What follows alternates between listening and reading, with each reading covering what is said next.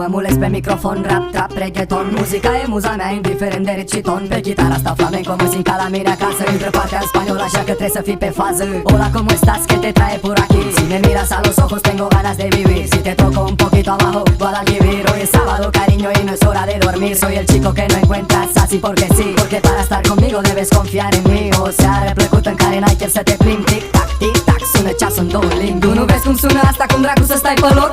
Văd că tu Sprite și o lămâie să o storc. Dăm latino, reggaeton, nu văd unde e problema. Oricum o formulăm mereu, o să ne iasă schema. Iau colegul, ia-ți colega, hola, guapa, bonacera. Cu vrăjeală de aia buena, tu y yo la noche entera. 120 într-un pasat pe carretera. Spaniolul con el tema, como siempre va canela. Orace, ochelari și două mașini belea. Aparate, datorii și miresme de lulea. Șerpărie elegante, material de catifea. Bun venit la Focșani, mai exact în Mahala. Panorace, ochelari și două mașini belea. Aparate, datorii și miresme de lulea. Șerpărie elegantă, material de catifea. Bun venit în Focșani, mai exact în Mahala.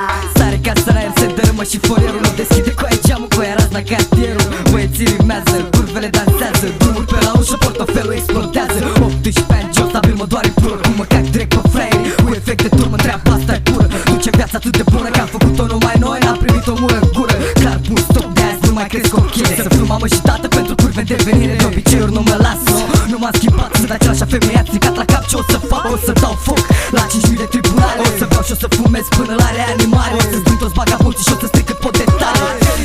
Sunteți gata de plecare? O să dau foc la 5.000 de tribunale. O să beau și o să fumez până la reanimare. O să strâng toți vagabonții și o să stric cât pot de tare.